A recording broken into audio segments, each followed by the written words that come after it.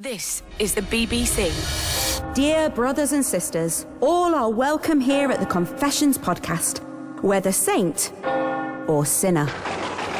Well, hi. Very good. Yes, that's exactly how we want to start. Hi, everybody. Thanks for downloading this podcast from your friends at Radio 2. How am I sounding? Super sincere?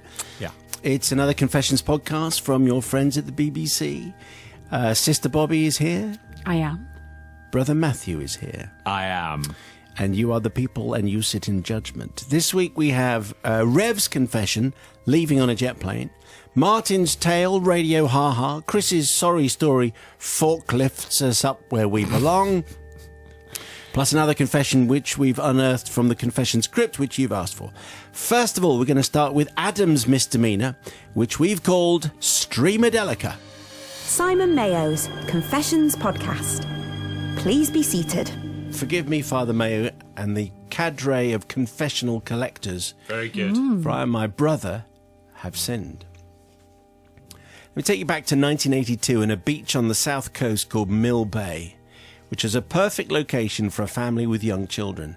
Facing the picturesque hillside town of Sulcombe, across the tidal estuary, the bright white sands and enclosing wooded cliffs create a haven for holidaymakers and locals alike. But from the eyes of a 6-year-old with engineering pretensions, the only thing that mattered was the presence of a wide stream running down one side of the beach. On any sunny day, you'll find at least 3 or 4 small groups of children engaged in the time-honoured tradition of damming the stream, with varying degrees of success. On this day, however, I, along with my younger brother, Donut, decided the approach, which is a really, really fine name, isn't it? I bet he's still called that now. Yes. Decided that approach was for amateurs, and gathering every willing infant on the beach, began the process of building a truly awe-inspiring edifice in honour of the gods of temporary constructions. Our parents, grateful for any sort of rest from our youthful exuberance, were content to keep an eye on us from the comfort of their beach towels, and indeed encouraged us to pursue our creative ambitions at every opportunity. Hence, whatever follows is obviously, clearly and undeniably their fault.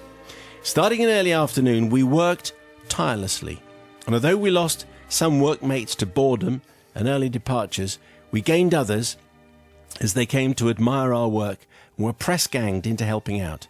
Stopping only for reapplication of sun cream and the occasional refreshment. See how he's just cornering off everything? See, he's just perfectly behaved. You can't even get him for that.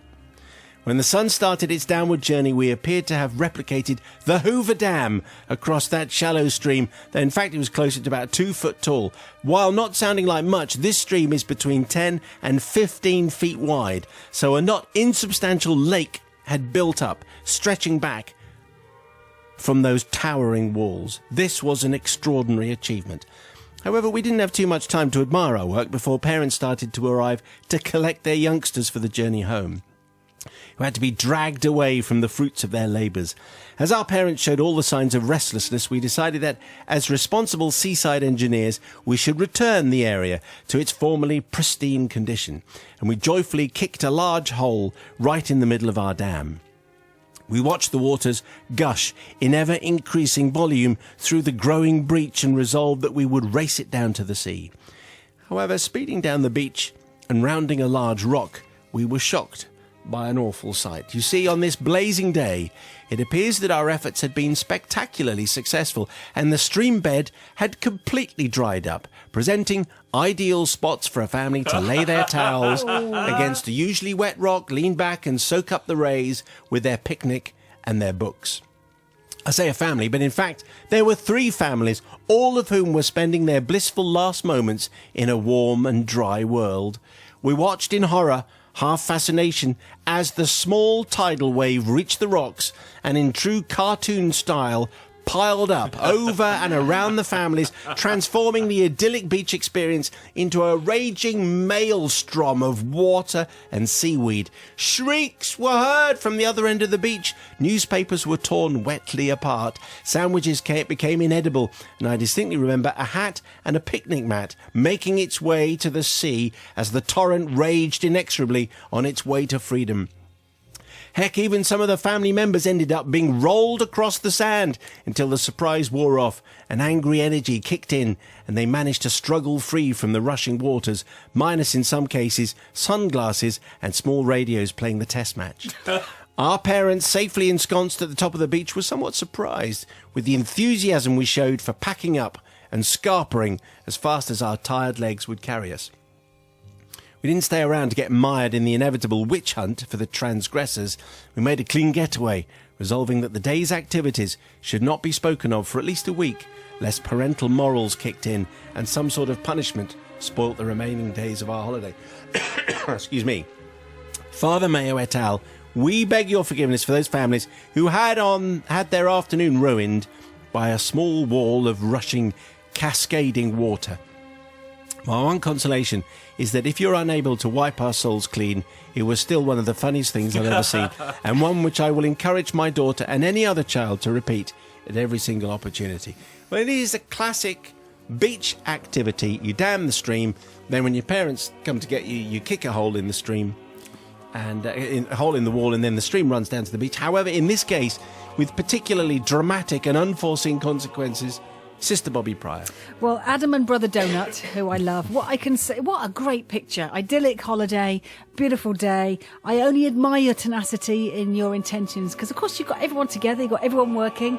It's all good things. I can't see any malice here. Or any, none at all. No mischievous intent at all in here. It was just an accident. Are you not going to say they should have checked out the beach, looked behind the rocks before they kicked the hole in their dam? No, because they are too young to know that. You see, the thing is, actually, this is one time when I'm going to do a mat. This is Bobby doing a mat. I'm going to blame the parents because everyone knows you don't ever camp in a dry riverbed because you never know. Have you not seen Rain Mears? Have you not seen any survival program? I always said that to the kids.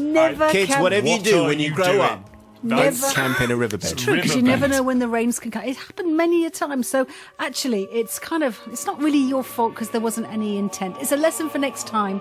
But for this time, actually, I'm going to generously forgive you. Oh, kids, get out of that stream.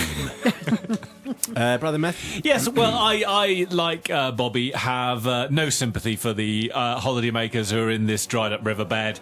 Frankly, if you go to the beach, you're going to get wet. You're going to get wet or you're going to get covered in sand. So, them's the breaks. However, where I differ with Sister Bobby is that I don't buy the fact that they didn't know that there were these other families. I think they knew full well. Why else were you building the dam? You were building the dam because you were hoping that people were going to get into the shallow, dried-up riverbed, and then when you unleashed that dam, when you stomped your way through it, they were going to get soaked. That was the whole point of what you were doing. So, yes, a little bit too convenient, your excuse. Is that right? But I am definitely going to forgive. The Confessions Podcast. Brother Simon and the Collective of Redemption. Hey! My confession comes from nearly 20 years ago, when I was a Church of England curate, learning how to become a vicar with on-the-job training. The incident in question took place at a funeral of an old man who had a small but loving family around him, including his daughter and her 5-year-old son. Outside the church after the service, whilst the coffin was being loaded into the hearse, the young boy came to me and said, as most young children might do, "Is Grandad in the box?" Well, I looked at his mum, and she was a little upset, so I told the boy that yes, Grandad was in the box, but that actually Grandad had gone to heaven to be with Jesus. So he looks at me, he says, "How's that then?" Oh, good question. How does he do that? Yeah. How does that work? Looking at his mum again, she was beginning to shake a little, so I continued, feeling that my ministry might be on the line in some way. "Well," I said, "he's gone on a journey to heaven without us." The boy just stared at me and looked as though I was talking rubbish, a look I'd seen before. And so, looking upwards for inspiration, as curates are prone to do, I saw an aeroplane passing, and I had an idea. And I remembered an old sermon of mine about a sailing ship leaving a harbour, only to arrive at another harbour just over the horizon. But then I was thinking, a young lady's only 5, he won't be able to comprehend a sailing ship and horizons. Very good for World Maritime Day. I really just realised that. Yeah. He wouldn't understand the horizon, so I thought I'd use the aeroplane instead. It's like Grandad got on that plane, I said, pointing to the sky. It took off, and he'll be at another airport soon. The young lad's eyes open wide. What? He says. Grandad's dead on that plane, he says in a loud voice for all the mourners to hear. And he went off then telling everyone, Grandad's dead on that plane, look. Probably going to Ibiza, he adds. Why Ibiza, I have no idea. So I look at his mum. Takes a left turn now. So I look at his mum again, and this time she's crying. Now, tears of grief or laughter, I can't possibly know. So I reached down to hold her hand to comfort her, only to find she'd moved her hand, and I found myself gripping her upper thigh instead. What? I felt as though my ministry might be on the line. Yes, again. Again. Yes, twice within a minute. Definitely on the line now. It's a roller coaster of a funeral. Anyway, the young lad was suddenly bundled away into the limo, and Mum quickly moved away from me to join him. Quite right. Now, this is where it gets complicated. So hang on. I seek forgiveness, not necessarily from the grieving mum whose thigh I inadvertently held. An honest mistake. Okay, go on. Not from the young lad who'd be about 25 now, and hopefully over the whole trauma of a vicar trying to explain how we get into heaven. I seek forgiveness from the passengers of an EasyJet flight who apparently, 2 weeks later, had to suffer a 5-year-old lad refusing to board the plane, going up to everyone on the plane, saying, everyone on this plane is going to heaven. We're all going to heaven. The Rev says I was only trying to help. Apparently it's all my fault, and my ministry is once again on the line. Well, he was trying to help. He was asked a question, and with his training, he gave a theologically sound answer. However, there are implications for this, as the poor passengers on the EasyJet flight found out to their cost a couple of weeks later. You just wouldn't want that. If you're a nervous flyer, you don't want someone coming up to you telling you that. Anyway, Sister Bobby. Where was the mother? I was just laughing. I did not see that coming. That is Well, it such took a couple lovely of- story. It didn't. The thigh? Where did the thigh come in? Yes. Neither did the cabin crew. No, the cabin crew was surprised. I think so. So, just taking it back to the first situation Yes. is how you explain to anybody, never mind a 5-year-old. What can you do? You can only do your best, and sometimes you don't get it right, and sometimes you do. And So I if you think- ask the vicar's going to say a particular thing. yeah, and of course, there's the kind of a few laughters through, a bit of cheer through the laughter through the tears and all that is fine, I think, with your congregation and with the lady in question. I don't know about the hand mistake, thigh thing. We'll just skip that over. But as for the passengers, I think in most cases you just laugh. You never know what kids are going to say. And also, flying is heaven. As long as you've got a cup of tea and a sandwich, it depends on Very your idea of profound, heaven, very isn't profound, it? Bobby. So All right. there you go. So you're forgiven. Okay. And Nigel here. Yeah, my boys, 2 older boys, are taught by someone called the Rev. And he is a reverend. And it might be a coincidence. I think there are a few out there. But he's the type of thing that he would do. He would have helped, pass things through on a funeral and get it terribly wrong. Particularly the thighs are us moment. That wasn't good, was it? But also, I'm intrigued to know how they knew about the EasyJet flight. How that relayed back to the Heard the rectory. story. Yeah, absolutely. But about His that. fault. And where was the mother to keep control of a child rampaging through the EasyJet flight, saying, we're all She going hasn't to recovered heaven? from the thigh incident. I know. She's got a lot going on, hasn't she? And tears of joy or laughter. Rev, you're absolutely forgiven. You were just doing your best, mate. He was. Okay. Matthew. I think what this incident teaches us all is the difficulty with metaphors, particularly when dealing with theology. And doesn't theology, in a funny way, always deal with metaphors in a way? That's what I'm taking from it. Also, the other little life lesson is, watch where you're putting your hands when you're at a funeral. That's a little Well, thing. he I don't thought he think was just trying to hold most of us her probably don't hand. need to be told that, but obviously the Rev He was needs trying to be comforting. He's probably thinking to himself, next time I'm at a funeral, maybe look where my hand's going before I try to clasp. So I am going to not forgive. Simon Mayo's Confessions Podcast. Thanks to Rev for that particularly fine, if sinful confession. And I'm sure we'll get more funeral confessions because that's the kind of lot you are, basically. Still to come, we delve into the confessions prop box. It's terribly, terribly hot, isn't it? I am ever so hot. I am a car, but I am hot. Sitting here all day, feeling hot. But I want my ice cream. But I'm a man. Don't leave me, little boy. Where's my ice cream? Don't run away. Anyway, all of that in context. Yeah. Coming up. Anyway, regular look at the parish notice board, and we start with our weekly reminder. Oh, good. Here we go. do have to maintain a certain standard of decency on the podcast. Therefore, what follows is a gentle reminder of the kind of filth that we don't want. Yes, please. A confession from Rick, who deliberately put dog food in his own lunch because he knew the class bully would steal it, but didn't know said bully would then dish it out to the whole class. Oh, dear. Gary, your tale about an emergency toilet break in a steam room coal bucket that led to the whole gym having to be evacuated is disgusting and not funny. In the steam coal bucket. Not funny. Superb. Well It's done. wrong, though. The tale from Jane about going to Amsterdam and doing the kind of things some Hello. people like you do in Amsterdam cafes, like coffees and stuff. You should just have said no. As we are to your confession. Yes. It's a big no, Jane. Stealing your mate's camera and persuading a female friend to pose in a bikini to get aforementioned friend in trouble with his wife wasn't big or clever, Gordon, especially since your friend's wife never really believed the truth even when you fessed up. Uh-huh.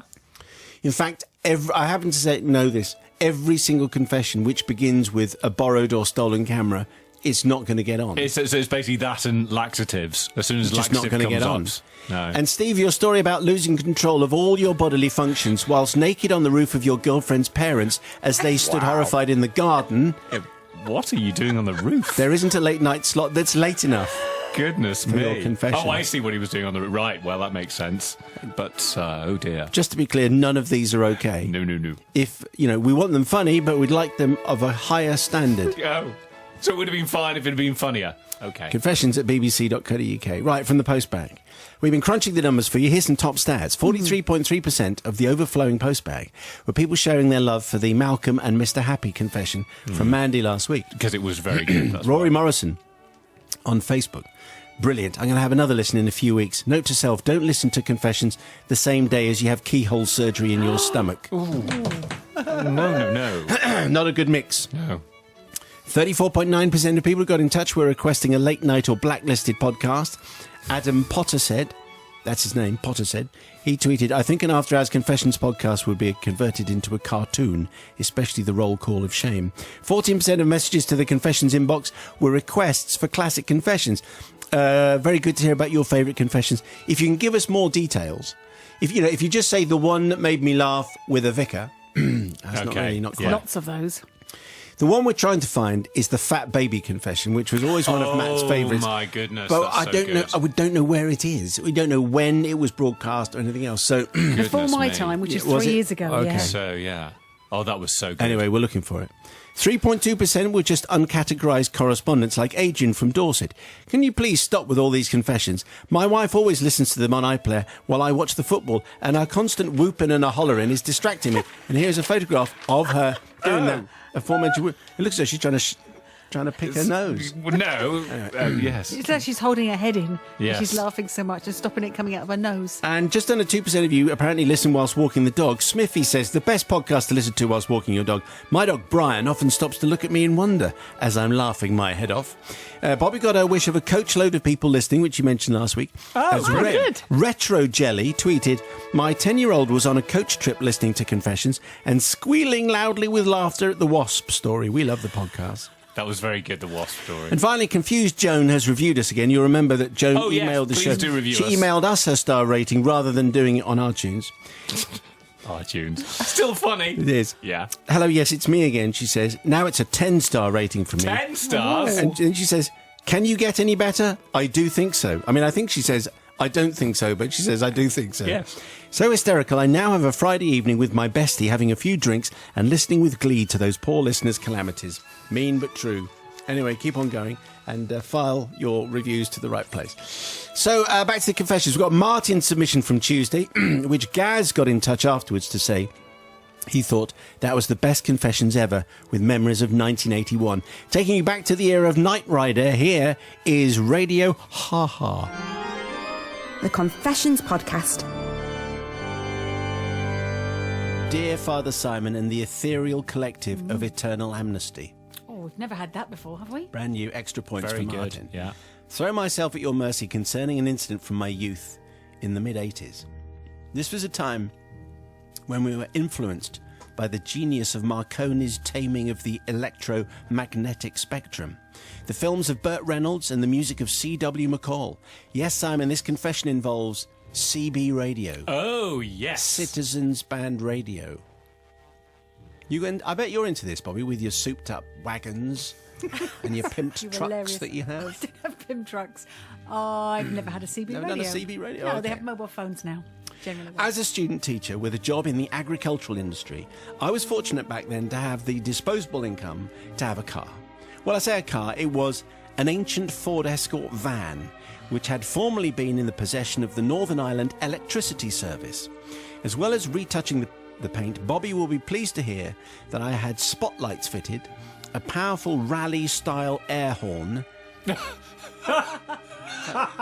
that a good It's thing? not top of my list, but No? I see where you're going with this. And most importantly, a CB radio. Oh, yeah. This was an old American Midland AM set with 80 channels, much better than the Commodore Garden 40 channel Oh, set. yeah. We used to laugh at people. 40 channels? Well, they were less serious radio users, they were. Even as an 18-year-old, I was already a veteran of 5 or more years on CB at the time, and on every CB set of this era, there was a switch on the front marked CB/PA. This allowed the connection of an external public address speaker, which would allow radio to act as an amplifier to make announcements at public events and so on. In all my years involved in radio, I have never seen this feature actually used, except by me. I'd purchased a gold-coloured PA horn, which I mounted in the space behind the radiator grille on my van. So it was all but invisible. Steady. And I had some great fun with it, out and about. On spotting friends walking peacefully along the footpath, I would then slowly drive past while loudly commenting on their clothing or their haircut or any other insult I could come up with. I was really funny and popular. Oh, yeah. It was especially effective in built-up areas where the sound would echo off walls, and it was impossible to tell which vehicle it had come from.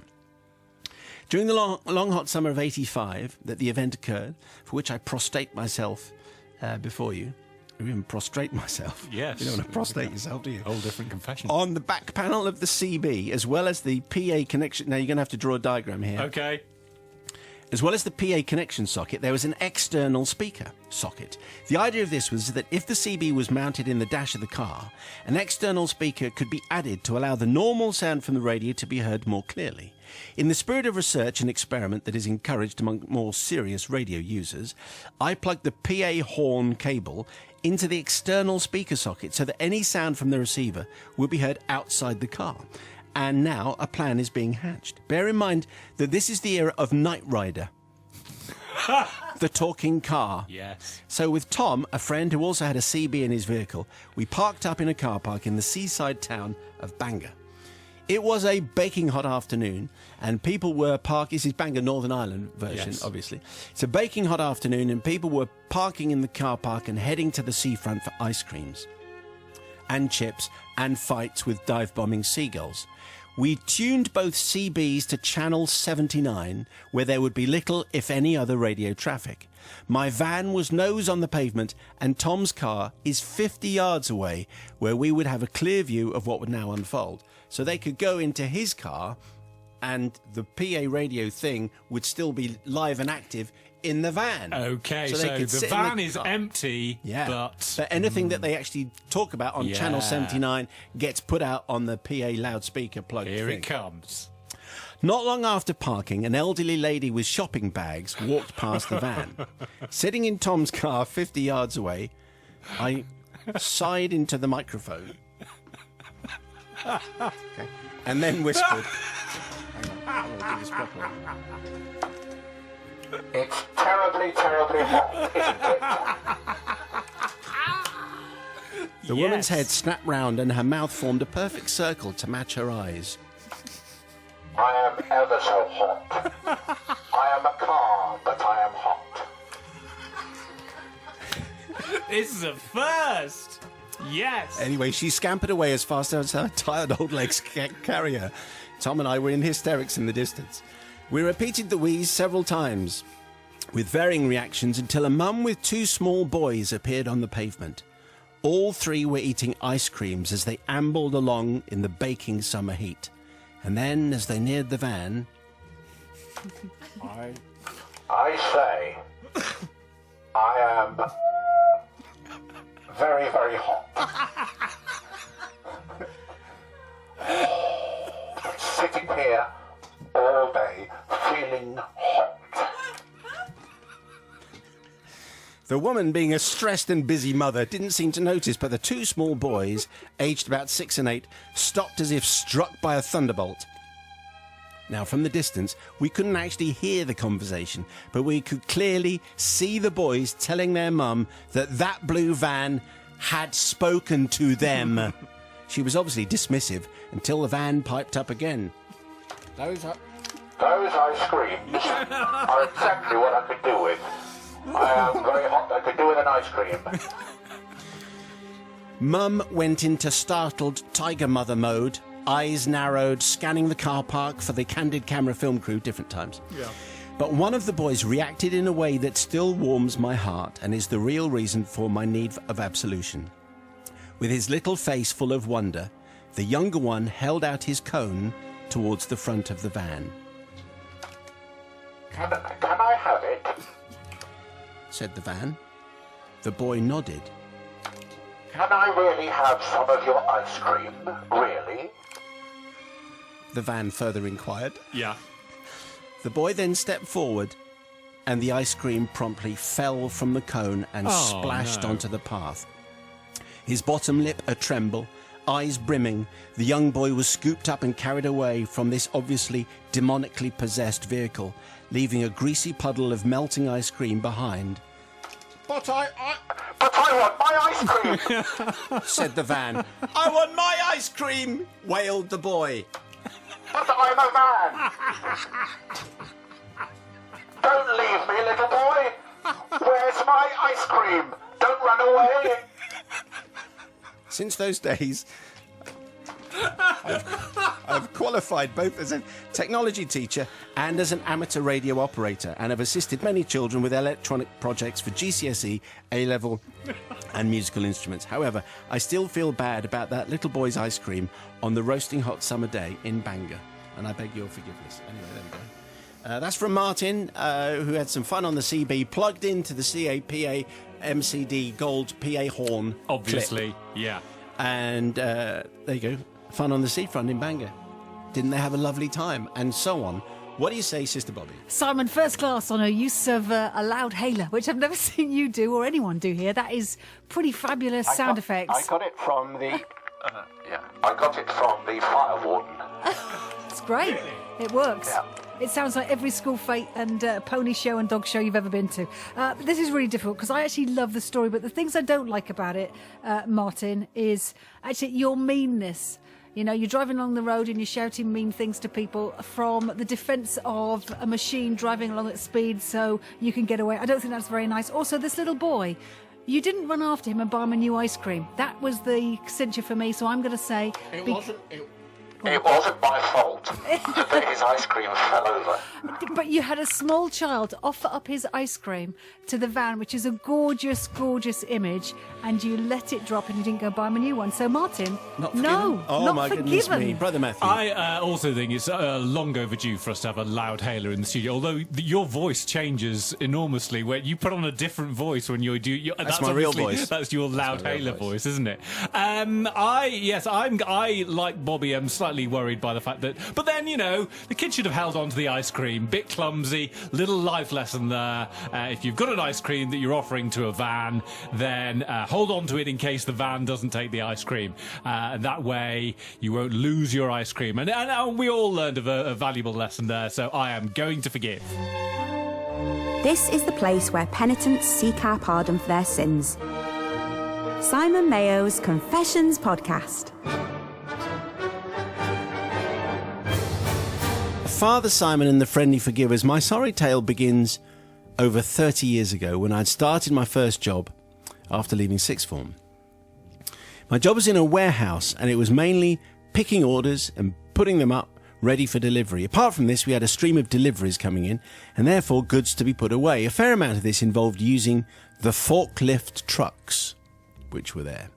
Now, our forklift trucks were what are known as tilt and balance forklifts.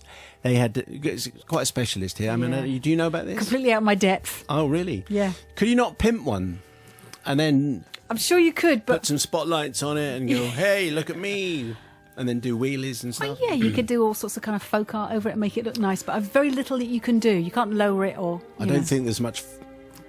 is there a crossover between folk art and forklift truck? Well, we'll find out, I'm sure, when someone texts in. I'm sure they will.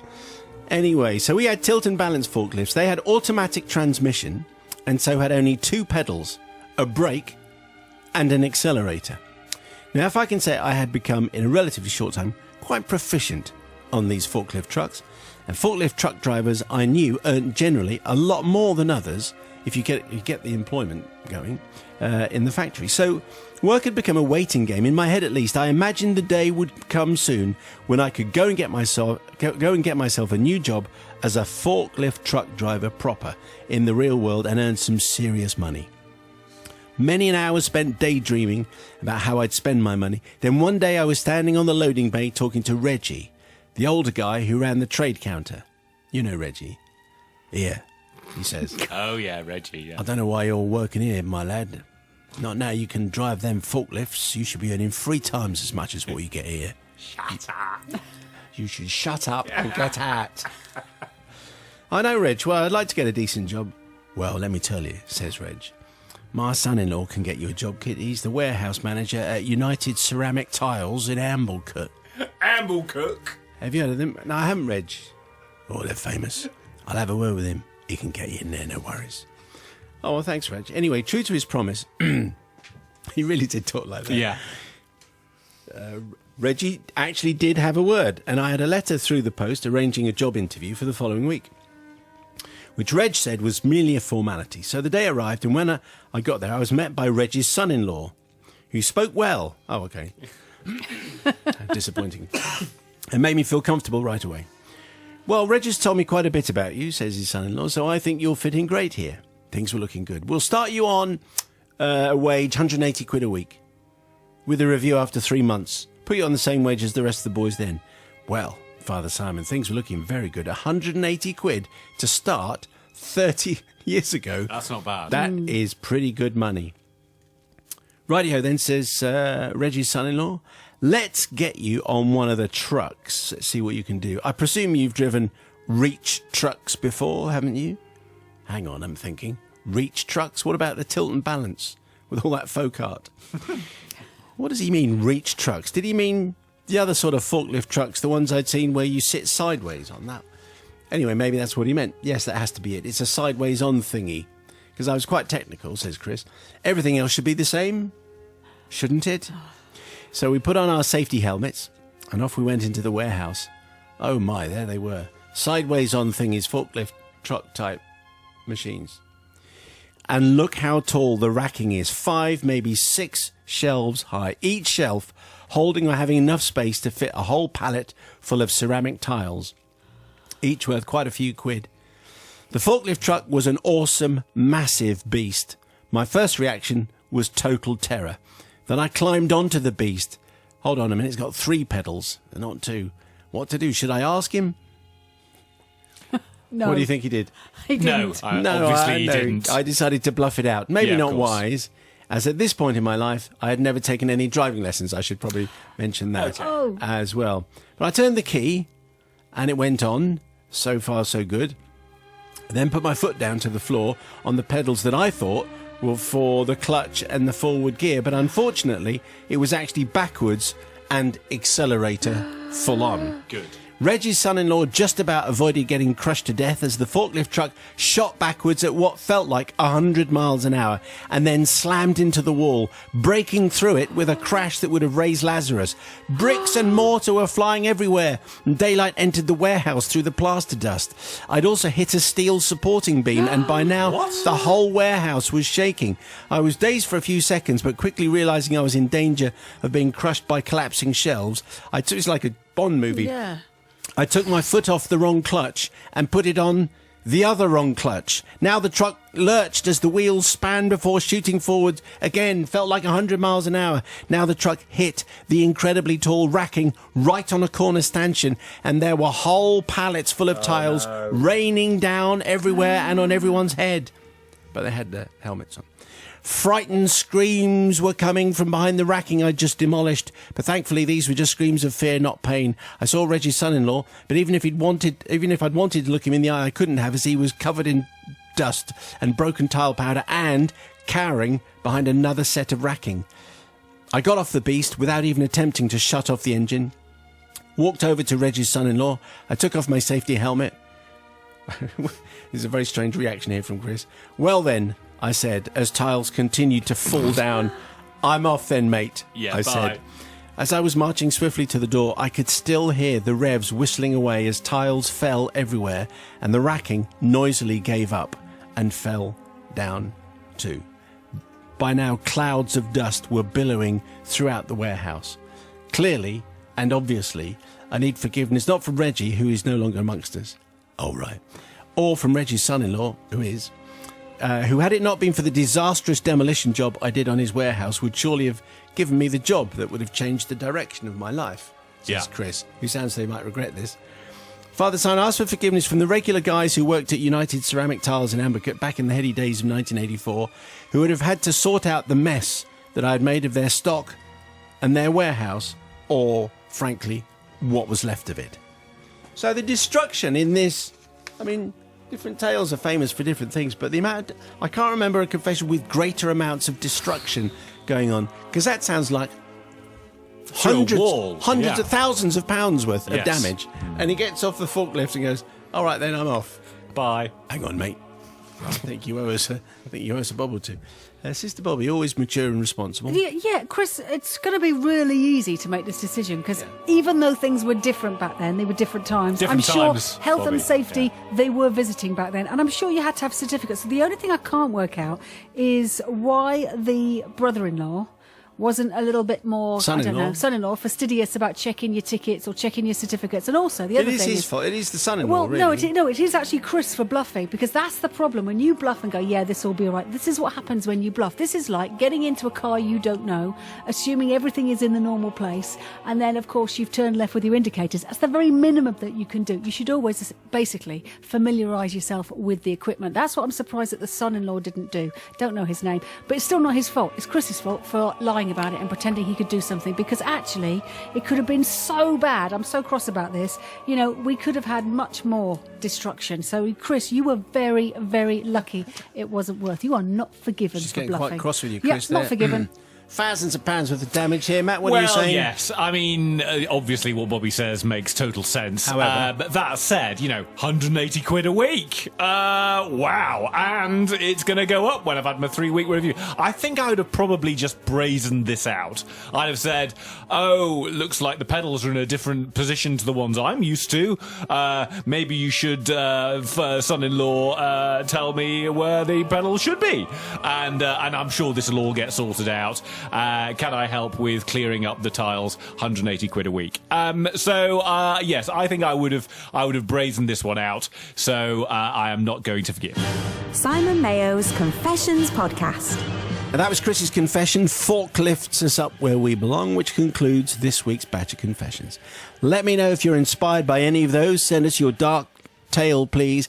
confessions@bbc.co.uk. But before we leave you, one more classic confession, a confession from the crypt requested by Catherine, who says, One of my all-time favourite confessions is the story of the woman who worked for the DIY store, parked her car every day by nudging it into the concrete blocks at the edge of the car park, and then two of her co-workers decided to play a prank. Anyway, this is from Catherine, an avid listener in Austria. Catherine, thank you very much indeed. Your wish is our command. Here is When the Red Robin Went Bobbing Along. The Confessions Podcast.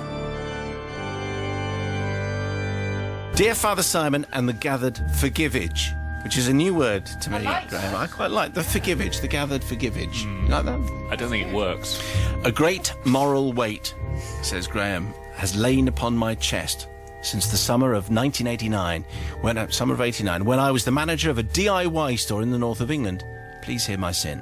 Every morning, my assistant manager, Ryan, and I would arrive at the store slightly early to wake up the computers and ready ourselves for the day ahead.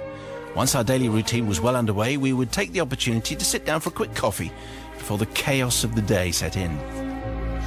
The office where this brief respite took place was on an upper floor of the building and had a window that overlooked the staff car park. This was particularly useful as we could witness the arrival of the rest of the store staff as we relaxed. Almost without exception, Karen, one of the section managers, was the first to arrive. Day after day, week after week, we watched as she coaxed her small red Reliant Robin into a space to our right. But, oddly, she only ever fully came to a complete stop when she had bumped the front wheel up against the small curb that bordered the car park. We watched this process unquestionably for many weeks. Each day the same manoeuvre took place, sharp turn into the space, little burst of acceleration, and the little car would surge forwards, stopping only when it came into contact with the solid stone curb. One dark morning, while nursing his steaming cup of coffee and watching the familiar routine of Karen's arrival, Ryan thoughtfully said, "I wonder what would happen if someone moved that curb." Well, we both stopped what we were doing. Our eyes met and nothing more needed to be said. A smile crossed both our lips as the plan was hatched. Within 15 minutes of close of business that night, we had hauled out the solid stone curb in front of Karen's space and replaced it with a strip of grey polystyrene, which we had selected from the warehouse. We then headed home, eagerly awaiting the results of our work the next day. Next morning, Ryan and I arrived as normal. We fired up the computers as quickly as we could, got ourselves a coffee, and positioned ourselves expectantly at the office window. Sure enough, bang on time, Karen appeared on the horizon. The little red Reliant Robin glinted in the morning sun as it glided gracefully across the car park towards her usual spot. She made her well-rehearsed turn and added the final burst of acceleration just as she reached the space. The little car obediently jumped forward towards the expected but absent curb. Father Simon, I fear I require forgiveness from several parties here.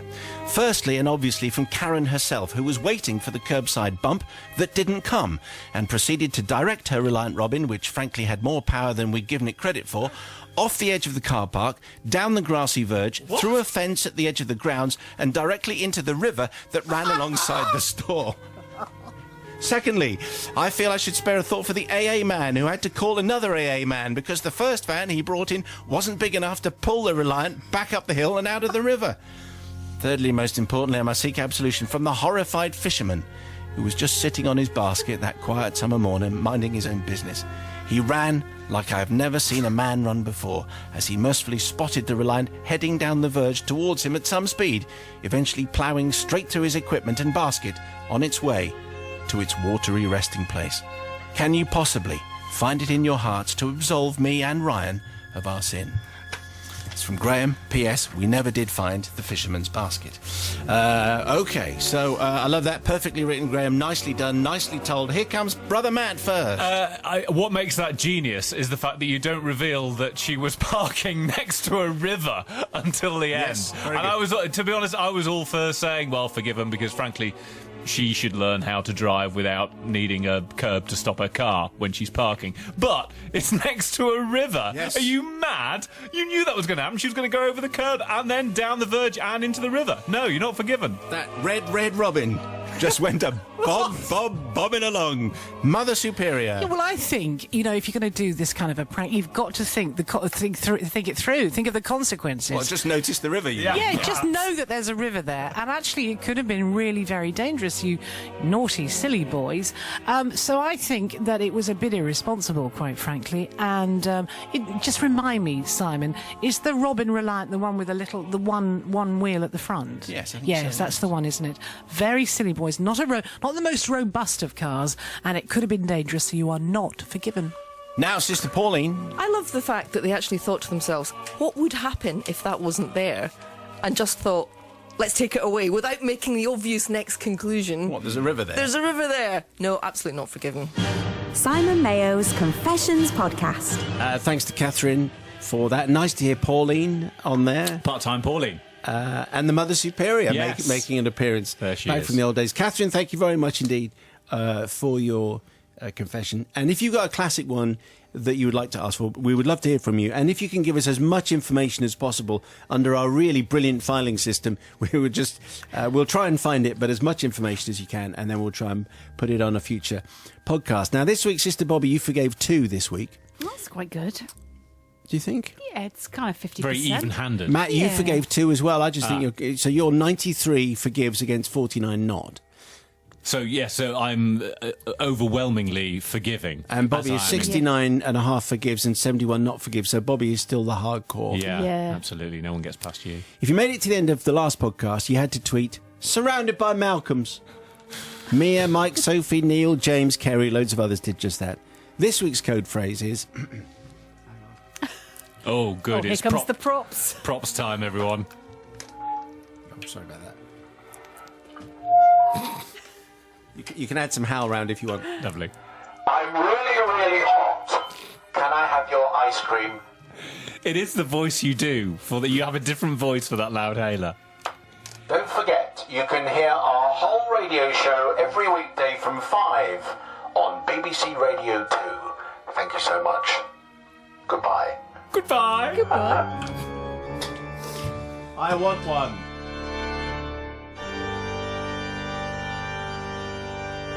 The Confessions podcast. Go in peace.